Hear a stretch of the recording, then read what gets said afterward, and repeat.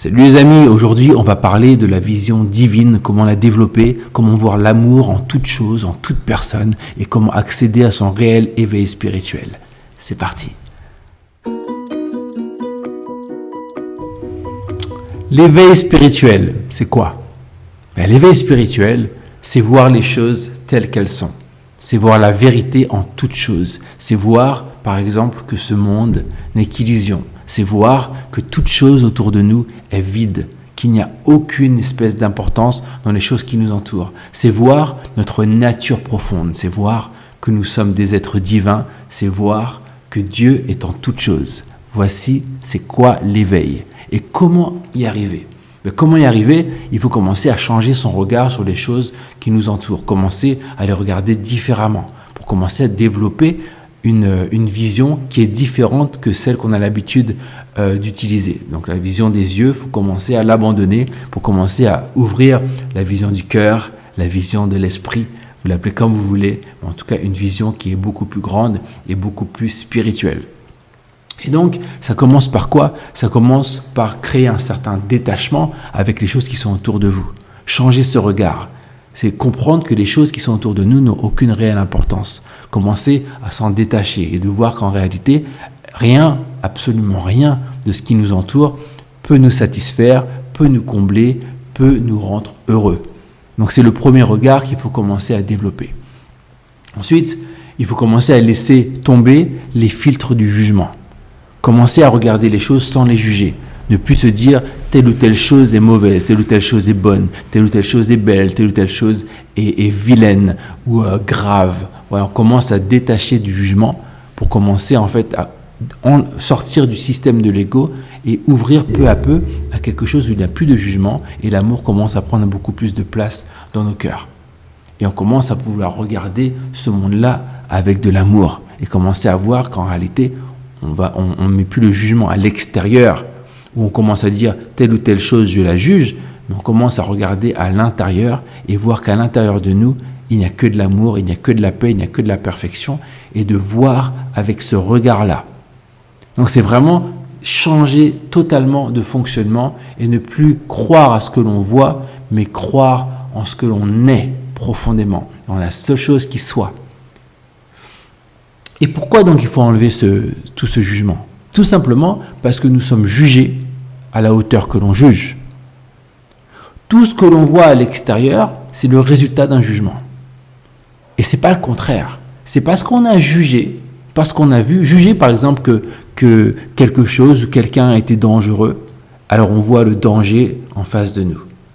À chaque fois que l'on juge, on crée une situation pour plus tard qui ressemblera à ce que l'on a jugé. Par exemple, si on juge que quelque chose est néfaste, on va vivre quelque chose de néfaste. Si on pense que l'on est vulnérable, ou qu'on juge quelque chose d'être dangereux, donc on se conçoit de manière vulnérable, ou qu'on soit l'autre de manière vulnérable, on va revivre une situation similaire. Si on conçoit une personne comme étant méchante, malsaine, eh bien on va vivre ça encore une fois dans nos vies parce qu'on l'a jugé. À partir du moment où tu crées un jugement, il y a une pensée. C'est la pensée qui crée la matière. Donc c'est-à-dire qu'on est forcément jugé à la hauteur que l'on juge parce qu'on reçoit exactement ce que l'on a donné. Donc pour casser ce processus, il faut arrêter de juger. Il faut commencer à voir avec un regard d'amour. Et ça va commencer à purifier l'esprit, puisque l'esprit n'alimente plus le jugement, et commencer à purifier ce que l'on voit. Et là, on va commencer à voir que plus on purifie notre esprit, plus ce que l'on expérimente est doux, est beau.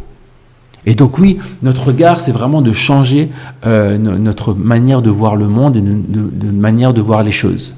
Et ce qui vous est demandé, parce que souvent les gens ne comprennent pas et l'interprètent mal et commencent à dire mais donc quoi ? Ça veut dire que je dois voir la laideur, la beauté dans ce qui est laid ? Par exemple, est-ce que je dois voir la guerre comme une belle chose ? Non, ce n'est pas ce qui vous est demandé. Ce qui vous est demandé, c'est de voir que la guerre n'existe pas. C'est de voir que la guerre n'est que le reflet de ce que tu as créé, de ce que tu es, de ce que tu conçois. La guerre n'est que le reflet de ta croyance au conflit, de ta croyance en la mort, de ta croyance en la destruction. En fait, c'est toutes ces croyances-là que tu alimentes qui font que le concept de la guerre existe. Donc il ne t'est pas du tout demandé de voir que la guerre est belle ou pas belle, parce qu'en réalité elle n'existe pas. Donc il ne t'est pas demandé qu'elle est belle, de te dire qu'elle est belle, parce qu'elle n'est pas belle, elle n'est pas laide, elle n'existe pas, tout simplement. Elle n'est que le fruit de ta conscience. Donc ce qui t'est demandé, c'est d'arrêter de voir l'extérieur et de commencer à aller à l'intérieur. Et de réaliser que ta conscience, plus tu conçois qu'elle est amour, qu'elle est beauté intérieure, plus tu vas voir la beauté à l'extérieur. Et donc tu vas voir que les choses qui sont des symboles de tout ce qui est négatif, toutes ces choses-là vont commencer à s'évaporer de ta vie, d'abord de ton champ de vision et éventuellement du monde totalement. Et donc, c'est là, quand on parle de ça, souvent les gens vont te dire quoi ? Moi, je vais pouvoir éliminer la guerre. Et c'est justement cette croyance limitante de croire qu'on ne peut pas le faire, qu'on ne le fait pas. Parce que tout le monde pense que c'est la faute de l'autre, parce que tout le monde pense qu'on est victime du monde, que le monde se dresse contre nous, qu'on est des victimes de la guerre qui nous est imposée. Alors que non, c'est nos consciences qui ont créé cette guerre. Et donc ça commence par là, ça commence par réaliser que c'est nous qui la créons avec notre conscience. Enlève le conflit de ta vie et tu enlèveras la guerre de ta vie. Enlève le conflit de l'extérieur que tu vois à l'extérieur. Dis-toi que même les autres que tu vois en conflit, ne les vois pas en conflit. Donne-leur de l'amour. Regarde-les comme Jésus pouvait regarder le monde. C'est-à-dire regarder le monde avec amour.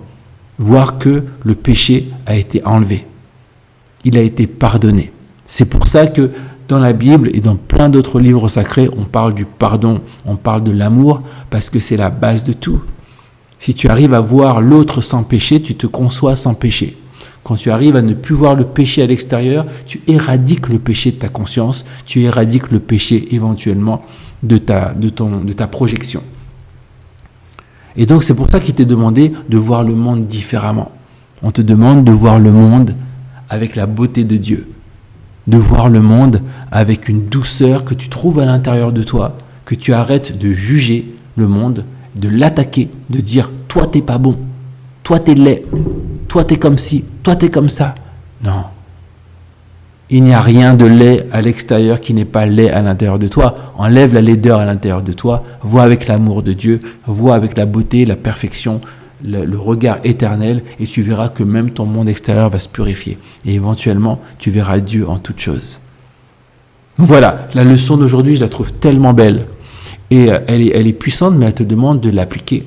C'est-à-dire qu'il faut être déterminé à voir les choses différemment.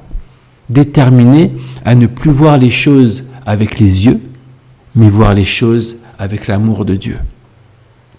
Et avoir la foi que les choses vont changer en face de toi. Et ça, pour le voir, il faut le faire. Il faut dépasser l'idée qu'on croit ce que l'on voit, du pragmatisme. Il faut dépasser cette idée, ce sont des croyances erronées.